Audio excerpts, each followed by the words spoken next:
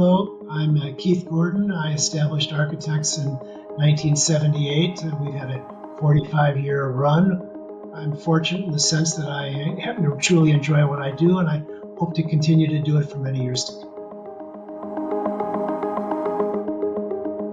Keith, thank you for joining me. I'd love to start by having you share the story behind Architects, the inspiration, and your journey. How did you get here? I was originally in the advertising business. When I got out of school, I wanted to basically be the man in the gray flannel suit. The Art Institute in Chicago was one of their major clients, along with another company called Illinois Toolworks. They lost the account and simultaneously gave me no severance about a week and a half pre-Christmas.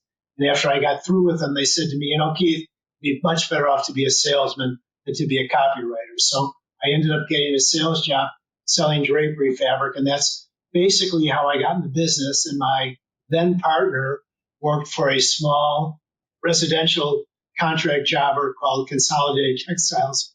So we took upon ourselves to start a business together with basically nothing.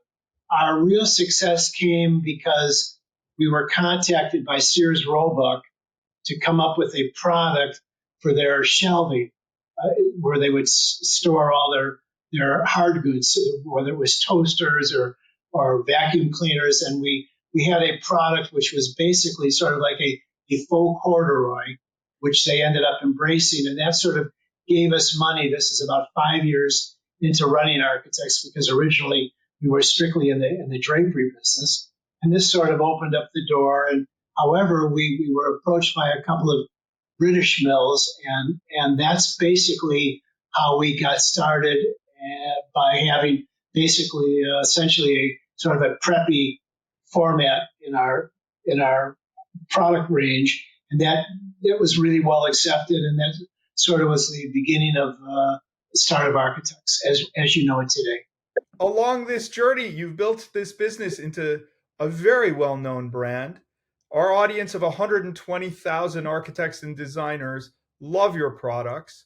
Please share with us, for those who don't know Architects, Right. who you sell to, what product lines you carry, and how big this organization is in terms of team members. Pre-COVID, we had about 100 people. Since COVID, now, of course, we've cut down staff and we've cut down certain overhead like showrooms.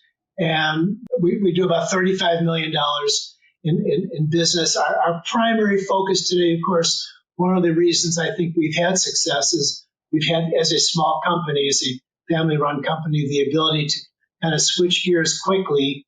So we basically, our focus today is primarily hospitality. That's a market that has grown tremendously in the last 10 years. And that's essentially that, along with healthcare, are probably today our greatest product focuses. And where do you see the business evolving to? What's next for you guys? Of course, tomorrow is yet to be determined. And as I've been told by a great wise man, only worry a year at a time. So my projections are basically to get through 2023 and see where that takes us. I'd love to hear what reports and KPIs you utilize to keep a pulse on the business. Okay, so to manage our business, we do a daily inventory report. So every day our sales are presented at the end of the day in terms of an inventory report, and we manage our inventory that way because we keep track of sales by quarter, by the number of sales, and by the amount of sales. So this gives us an opportunity to better manage our inventory. And of course, I've always felt one of the reasons that we've been successful is we're a service-oriented company. We pride ourselves on being responsive.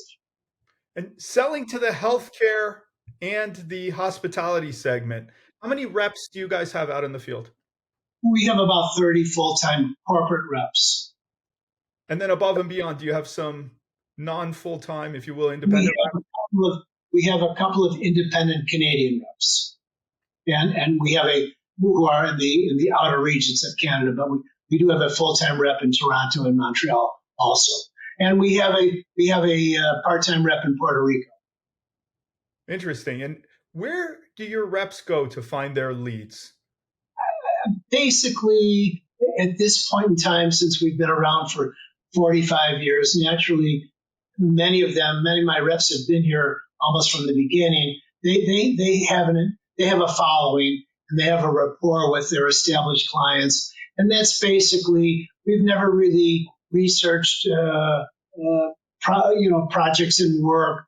Essentially, they basically sort of have a route or a routine, and they maintain contact with people. And of course, they watch their memo sample requests. That's their greatest source of leads, many of which, of course, do come from material. Just to understand, how do you utilize Material Bank in that strategy to feed them more leads? Okay, so obviously every time we get a material bank inquiry or request, it's an information network. It tells us the project that they're working on, and typically they contact. So it would be the responsibility of the rep to obviously reach out to those people and really sort of get a plan of attack. And would you mind sharing some success stories with us, just in terms of the successes from Material Bank leads? Just this week we had a very nice order from a new client in Colorado. So again, when we get an inquiry from Material Bank, we normally Google that account because we prefer not to have purchasing agents, workrooms, and contractors, searching us for samples, because we obviously we want to protect ourselves along with protecting the integrity of our designers. So we try to be very possessive about our sampling. That's basically how we sort of monitor what's going on in the marketplace. If another company asked you, should they join Material Bank, what would you say? I would say it's a great age for our sales staff. Over 50% of our leads come from Material Bank, and of course, some of our leads come directly from our sales reps. But our sales reps are encouraged to have people use Material Bank. And all of our collateral also features Material Bank. And again, I don't charge you for that. Thank you for that. I'll reciprocate the next dinner. I'd love to understand, when your reps receive these leads, what percentage of them are really new customers, and what percentage of them are just further penetration in firms they may already know, because you've been around for 45 years. We are inundated with sample requests from people we don't know. And of course, it's disturbing on one hand that I think to myself, do my reps not know these people? Or are these people that have left firms and are starting businesses? But we have developed a nucleus of probably a couple of hundred new legitimate specifiers through Material Bank, which have been entered into our system and obviously are now functioning with us. So I'd love to understand just how Material Bank has changed the way that Architects does business. Of course, we look at Material Bank as sort of our advertising agenda today, because being available to really a mass audience has allowed our sales reps a greater degree of autonomy, even more than they had previously, because they're basically there's outreach from the standpoint of the client. So obviously we have some idea of who has an interest in our brand and our product and a project. So yeah, it's been great. We're definitely full supportive of Material Bank. Let's talk about sustainability. So from day one, Material Bank has had a very strong commitment to sustainability. We joined the Climate Pledge. We have saved to date more than 4 million packages by aggregating. We've saved over 1,500 tons of cardboard and over 25,000 trees. How is sustainability impacting your side of the business, and how important is it for you?